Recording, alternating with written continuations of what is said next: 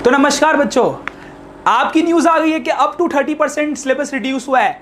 Particular हर chapter में से, ज्यादातर हर चैप्टर में से कुछ ना कुछ टॉपिक आपका रिड्यूस हुआ है।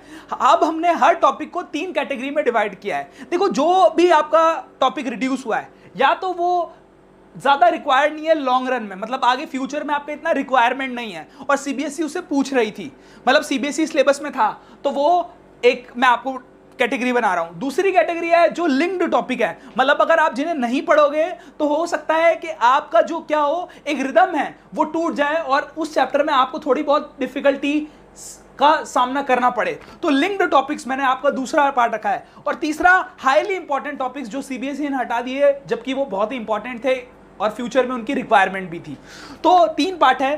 पहला पार्ट जो सीबीएसई क्वेश्चन देती थी पर लॉन्ग रन में नहीं पूछे जाते थे, बट लिंक्ड टॉपिक दूसरे आपकी कैटेगरी है, और तीसरा है हाईली इंपॉर्टेंट टॉपिक्स। क्लियर है? तो आप इन तीनों बातों पे ध्यान रखना। हम हर टॉपिक को ऐसी कैटेगरी में डिवाइड करेंगे। तो सबसे पहले हम स्टार्ट करते हैं अपना चैप्टर नंबर 1। फिजिक्स का जो चैप्टर नंबर 1 है, उसमें से आपका जो रिमूव हुआ है, वो आपका चीज रिमूव हुई है, वो है गॉस लॉ। हम लोग पढ़ते थे गॉस लॉ की एप्लीकेशन नंबर 3।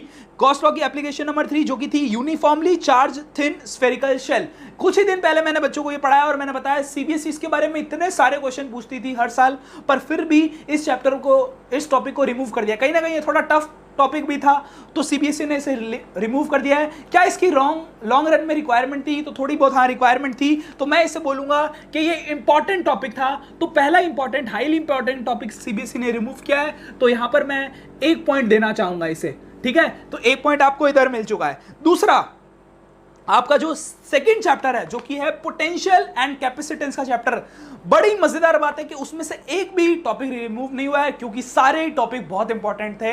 इवन मैं भी अपने क्लासेस में बताता रहता हूं कि कितना इंपॉर्टेंट है ये टॉपिक। तो अगर आपको देखना है कि ऑनलाइन वीडियो में आप देख भी सकते हो इस चीज को।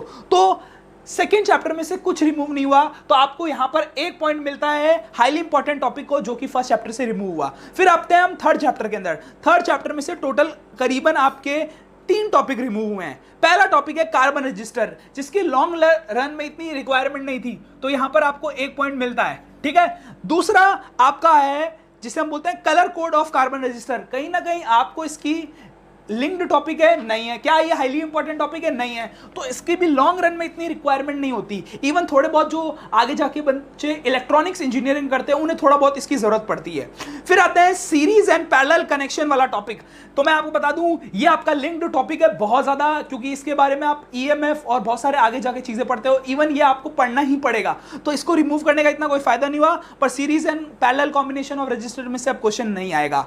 अब आते हैं हम 4th चैप्टर में, जो कि है साइक्लोट्रॉन रिमूव है, मतलब मूविंग चार्जेस एंड मैग्नेटिज्म में से आपका साइक्लोट्रॉन रिमूव हो गया, जो 5 नंबर का क्वेश्चन आता था। मतलब यार, ये तो बहुत ही, मैं मानूंगा कि सीबीएसई ने क्या बोलते हैं बच्चों का 5 नंबर का टॉपिक, बहुत आसान वाला टॉपिक छीन लिया है उनसे। इतना आसान टॉपिक, तो ये कहीं ना कहीं आपको हाईली टॉपिक में पहला मैंने पॉइंट दिया था, और दूसरा आपको मिलता है कि सेकंड आपका हाईली इंपॉर्टेंट टॉपिक रिमूव हुआ है। अब आते हैं 5वां चैप्टर, जिसमें से तो पता नहीं कितने सारे टॉपिक रिमूव हुए हैं। और मैं आपको बताना चाहूंगा कि ये चैप्टर पहले इतना कोई इंपॉर्टेंट नहीं था, इसकी इतनी फिजिकल सिग्निफिकेंस नहीं थी। तो पहला इसमें से जो टॉपिक रिमूव हुआ है, वो आता है magnetic field intensity due to a magnetic dipole, जो कि इंपॉर्टेंट ही इतना नहीं था, बच्चे इसको पढ़ते भी नहीं थे। तो ये एक और इसके अंदर पॉइंट आपको मिलता है। दूसरा आपका इसमें से जो टॉपिक रिमूव है, वो है torque of the magnetic dipole.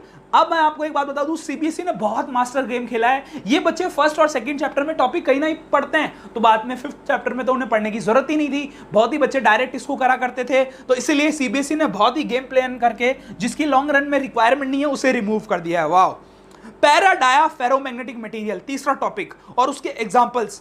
मुझे लगता है ये थोड़ा बहुत ही इंपॉर्टेंट टॉपिक था। कहीं ना कहीं ये आपका इंपॉर्टेंट टॉपिक आया करता था, पर आप सीबीएसई ने इसे रिमूव किया, तो मैंने इसको 3rd इंपॉर्टेंट टॉपिक में डाला गया कैटेगरी में। फिर आता है electromagnetic and factors affecting their strength and permanent magnets. तो जो ये दोनों ही आपके चाहे इलेक्ट्रोमैग्नेटिक और उसके फैक्टर्स या परमानेंट मैग्नेट, दोनों ही बिल्कुल ज़्यादा यूजलेस टॉपिक्स थे। ये कोई इतना पूछा भी नहीं जाता था, बच्चे 10th में इसके बारे में थोड़ा बहुत पढ़ के आते थे और कितना मतलब कोई डेप्थ वाला टॉपिक नहीं था। फिर आते हैं 7th जो कि अल्टरनेटिंग चैप्टर, बहुत इंपॉर्टेंट है, इसीलिए सीबीएसई में ने सिर्फ 2 टॉपिक रिमूव किए, बहुत ही छोटे छोटे, एक नंबर के भी नहीं है वो टॉपिक, और वो इसे बोलते हैं कि ना ही वो लिंक टॉपिक है ना ही इतने इंपॉर्टेंट टॉपिक थे, वो भी दोनों इसी को मिलते हैं आपके पॉइंट, जो कि है power factor and wattless current. तो देखो यहाँ पर 2 ही मेरे को टॉपिक दिख रहे हैं, तो सीबीएसई ने अच्छा किया कि ज़्यादा बड़े अच्छे टॉपिक थे वो रिमूव नहीं किए, जो 2 छोटे छोटे 1 नंबर के टॉपिक आते हैं वो रिमूव किए। अब आते हैं 8th चैप्टर में, जो हाल ही फिलहाल में नया टॉपिक बच्चे पढ़ना ही शुरू कर रहे थे कि डिस्प्लेसमेंट करंट क्या होता है, ये सब बच्चे जानने की कोशिश कर रहे थे कैपेसिटेंस में। तो 8th चैप्टर आपका जो है इलेक्ट्रोमैग्नेटिक इंडक्शन, उसमें से यहां पर आपका एक छोटा सा टॉपिक रिमूव हुआ है, जो कि लिंक्ड टॉपिक भी नहीं था, इंपॉर्टेंट टॉपिक भी नहीं था, वो भी आपका इसी कैटेगरी में अंदर आएगा। इसी बीच में आपको बता दूं, जब आप 7th 8th चैप्टर पढ़ते हो तो उससे पहले एक 6th चैप्टर आता है, जो 6th चैप्टर जो होता है वो 7th चैप्टर से थोड़ा लिंक्ड होता है, उसमें से कुछ भी रिमूव नहीं किया, 6th चैप्टर में से कुछ भी रिमूव नहीं हुआ। सोचो कितना जबरदस्त चैप्टर होगा। तो आपका कहीं ना कहीं 2nd और 6th चैप्टर इंपॉर्टेंट कैटेगरी में आ चुके हैं। अब आते हैं हम रे डायग्राम्स के वाले चैप्टर पे, रे ऑप्टिक्स। बच्चों को इतना इसके अंदर दर्द होता था पढ़ने में, क्योंकि ये बहुत ही ज्यादा नंबर का आता था, पर इसमें से भर भर के टॉपिक रिमूव हुए हैं, मतलब भर भर के टॉपिक रिमूव हुए हैं। पहला reflection of light. Reflection of light आप जानते हो ये इतना इंपॉर्टेंट टॉपिक है, ये लिंक्ड टॉपिक के कैटेगरी में आएगा, क्योंकि रिफ्लेक्शन बच्चों को थोड़ा बहुत पढ़ना पड़ता है। अब आता क्या है कि इसके अंदर स्फेरिकल मिरर और मिरर फॉर्मूला दोनों रिमूव कर दिए गए हैं। तो ये दोनों इतने लॉन्ग रन में हम इनकी जरूरत नहीं होती, तो इन दोनों टॉपिक्स को मैं इस कैटेगरी में डालूंगा। पर इसके अंदर से जो इन्होंने रिफ्लेक्शन का बेसिक कॉन्सेप्ट अगर हटाया होगा तो बहुत बड़ी प्रॉब्लम हो जाएगी। अब सीबीएसई ने क्या करा, जो पहले ही टॉपिक नहीं आते थे कभी, उन्हीं को दोबारा लिख दिया है। क्या गेम खेला है, तो स्कैटरिंग ऑफ लाइट जैसे। फिर आपका आता है colour of sky and reddish appearance of sun at sunrise and set. यार ये आता ही नहीं था, सच बता रहा हूं मैं आपको, पिछले पेपरों में कहीं आया ही नहीं और सीबीएसई ने दोबारा इसको रिमूव कर दिया है। मतलब बहुत ही स्मार्ट गेम खेला है सीबीएसई ने। तो जो ये 2 और टॉपिक हैं, ये बिल्कुल ही आपके लॉन्ग रन में यूजफुल वाले टॉपिक नहीं थे, लिंक्ड टॉपिक नहीं थे, तो उनको रिमूव किया सीबीएसई ने। पर resolving power of microscope and astronomical telescope, ये थोड़े से इंपॉर्टेंट टॉपिक थे। मतलब पहले इनमें से 5-5 नंबर का क्वेश्चन आता था, तो 5 नंबर वाला ये क्वेश्चन आपका तो अब चला गया, क्योंकि रिजॉल्विंग पावर ऑफ माइक्रोस्कोप और टेलीस्कोप में से कुछ ना कुछ आता ही था। Polarization and plane polarize light वाले टॉपिक, और ब्रूस्टर एंगल और यूज ऑफ पोलराइजेशन, मतलब पोलराइजेशन पूरा टॉपिक हटाया है सीबीएसई ने। उसके अंदर जो 4 बेसिक टॉपिक थे सारे हटा दिए, सिर्फ लॉ ऑफ मेलस को छोड़ के। इसका मतलब आपको मैं बता दूं, लॉ ऑफ मेलस आने वाला है, बाकी आपका कुछ भी क्वेश्चन इसमें से नहीं आपसे पूछा जाएगा। तो मैं आपको बता दूं, जो ये बाकी सारे 4 टॉपिक थे, ये आपके इंपॉर्टेंट तो थे, तो मैं एक इंपॉर्टेंट में डालूंगा, जो कि मेरे लिए ब्रूस्टर्स एंगल वाला लॉ था, पर बाकी जो 3 हैं वो मैं डालूंगा इसके अंदर। अब टोटल अभी करने ही वाले हैं, बस अब 2-3 चैप्टर और आपके बचे हैं। अब देखो 9th और 10th को मिला के रे ऑप्टिक्स होता है, तो उन्होंने उसमें से पर्टिकुलर इतने सारे चैप्टर हटाए। 11th पे आते हैं, जो कि है ड्यूल नेचर। अब आप बताओ ड्यूल नेचर का क्या काम होगा। ड्यूल नेचर था कि लाइट का 2 नेचर होता है, या तो वेव होती है या फिर आपकी फोटोन थ्योरी थी एक, कि वो या तो वेव नेचर को फॉलो करती है या फोटोन थ्योरी को बनता है। फिर उसके बारे में मैटर के बारे में पढ़ते हैं। इस चैप्टर में से इन्होंने जो पहले ही टॉपिक अभी पूछा नहीं गया था वो ही हटाया है, जो है डेविशन एंड जर्मर एक्सपेरिमेंट।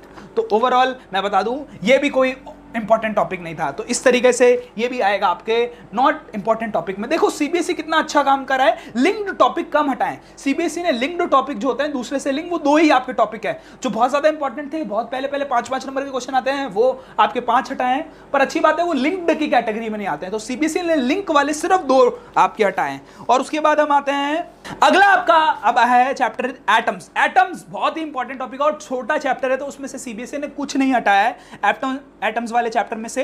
पर सीबीएसई ने न्यूक्लियस वाले चैप्टर में से, न्यूक्लियाई वाले चैप्टर में से काफी अच्छे अच्छे टॉपिक हटाए। Radioactivity, alpha beta gamma decay, दोनों ही आपके हाईली इंपॉर्टेंट टॉपिक थे, जो सीबीएसई ने ज्यादा मार्क्स से आते थे वो हटा दिए हैं, लिंक्ड नहीं थे बट ये किसी से। फिर आते हैं हम radioactivity, decay, half life, mean life, ये सारे इतने ज्यादा यूजफुल टॉपिक नहीं थे, तो लॉन्ग रन में इनकी जरूरत नहीं थी, तो 4 टॉपिक मैंने इसके अंदर डाल दिए हैं, ये वाले जो सीबीएसई ने हटाए। Binding energy per nucleon and its mass variation, ये पूरा टॉपिक बहुत ज्यादा इंपॉर्टेंट था। सीबीएसई ने इंपॉर्टेंट टॉपिक ये हटाया है, मतलब आपके लिए 5 नंबर के क्वेश्चन कम हो गए हैं जो मेन क्वेश्चन थे। मतलब सीबीएसई ने थोड़े बड़े बड़े टॉपिक जो 5 नंबर के आते हैं वो हटाए, पर लिंक्ड टॉपिक सीबीएसई ने अच्छा काम किया, नहीं इतने हटाए हैं। अब आते हैं सेमीकंडक्टर्स के चैप्टर के ऊपर। तो सेमीकंडक्टर के अंदर सीबीएसई ने क्या हटाया, उन्होंने हटाया Zener diode and their characteristics, Zener diode as a voltage regulator. तो ये दो भी इंपॉर्टेंट टॉपिक थे, बट सीबीएसई ने इनको हटा दिए हैं। मतलब सीबीएसई जो लॉन्ग रन में यूज नहीं होते वो बहुत सारे हटाए हैं, जो इंपॉर्टेंट टॉपिक है जो 5-5 नंबर के आते थे वो भी हटाए हैं। बट क्या होता था, इंपॉर्टेंट होने का मतलब ये नहीं है कि लिंक्ड है, तो अच्छी बात है कि पूरा टॉपिक अगर रिमूव हो जाएगा तो आपको ज्यादा पढ़ने की जरूरत ही नहीं है। तो अच्छा, यहां मैं सीबीएसई को कुछ प्लस पॉइंट्स देना चाहूंगा। तो मैं अब ओवरऑल गिन लेता हूं कि टोटल आपके कितने टॉपिक रिमूव्स हुए हैं। तो 1 2 3 4 5 6 7 8 9 10 11 12 13 14 15 16 17 18 19 20 21, कम से कम 21 से 22 टॉपिक आपके सीबीएसई ने इसमें से रिमूव किए हैं, जो ज्यादा हमें इंपॉर्टेंट ही नहीं थे। सिर्फ 2 टॉपिक आपके कहीं ना कहीं लिंक टॉपिक से रिमूव किए हैं, और 1 2 3 4 5 6 7 8 9 10 टॉपिक हाईली रिमूव किए हैं। तो टोटल आप कहीं ना कहीं मान सकते हो कि आपकी समवेयर कैलकुलेशन जो आएगी वो आएगी 10 + 22 प्लस, तो आपके कहीं ना कहीं टोटल जो रिमूव हुए हैं वो 34 टॉपिक्स रिमूव हुए हैं, जिसमें से आपके 2 लिंक्ड है। तो वो आप कहीं ना कहीं अपने ट्यूशन में या फिर स्कूल में अच्छे से पढ़ना, ये थोड़े से लिंक है। बाकी बड़े बड़े 5 नंबर के टॉपिक थे, अच्छा हुआ ये नहीं आ रहे, तो आपको रिलीफ मिलेगी यहाँ पर। और ये कुछ ऐसे टॉपिक थे जो सीबीएसई पहले भी पूछ भी नहीं रही थी और इतने लिंक भी नहीं है इनका, तो ये आपके इतने टॉपिक हैं। तो बच्चों, आपके प्रैक्टिकल में से क्या क्या रिमूव है? देखो, आपको टोटल 12 प्रैक्टिकल आते थे, उसमें से इस बार आपको सिर्फ 8 ही प्रैक्टिकल करना है, और वो भी बेस्ड है कि आपके स्किल जो आपकी इंप्रूव करेंगे उन टॉपिक्स को रखा गया है। और जो चैप्टर में से कुछ कटे नहीं थे टॉपिक्स, उनमें से आपको क्या करना है, पर्टिकुलर वो टॉपिक में से प्रैक्टिकल करना है, और उन टॉपिक में से प्रैक्टिकल नहीं करना है, जैसे जीनर डायोड वगैरह के प्रैक्टिकल नहीं करना है जो कि टॉपिक रिमूव हो गए। तो जो टॉपिक रिमूव हो गए उनके प्रैक्टिकल नहीं करना है, और टोटल 8 प्रैक्टिकल करना है। एक आपके ऊपर बहुत ही अच्छा ये डाला है कि आपको प्रोजेक्ट भी इस बार जो इन्वेस्टिगेटिव प्रोजेक्ट था वो नहीं बनाना है। तो इस बार देखो, टॉपिक कम है, सिलेबस कम है, तो एक टॉपिक को जितना डीप में पढ़ सकते हो वो पढ़ो। ये काम बहुत अच्छे से करो, क्योंकि डीप में आप जितना पढ़ोगे उतना बेटर रहेगा, क्योंकि एक टॉपिक में से ज्यादा क्वेश्चन बनने के चांसेस होंगे, क्योंकि टॉपिक बहुत सारे कम हो गए हैं। और प्लस आप थोड़ा सा इस बार डीप में नॉलेज लो, क्योंकि लास्ट ईयर भी पेपर थोड़ा डेप्थ में आया था। आप ऑनलाइन क्लासेस के लिए मुझे कांटेक्ट कर सकते हो कि सर ऑनलाइन क्लासेस कैसे क्या ले रहे हो। बाकी आप यूट्यूब पे वीडियोस देख सकते हो, और कोई भी प्रॉब्लम हो कभी भी मुझे कॉल कर सकते हो, ठीक है। नीचे मेरा डिस्क्रिप्शन में नंबर है, कोई भी आपको कोई भी प्रॉब्लम आए मुझे एक बार बस बता दो कि सर ये हमारे साथ प्रॉब्लम है इस टॉपिक के अंदर, मैं कोशिश करूंगा कि जितनी भी उसको सॉल्व कर सकूं वो ट्राई करूंगा। तो बाय बाय, जय हिंद, नमस्कार, अच्छे से पढ़ते रहो।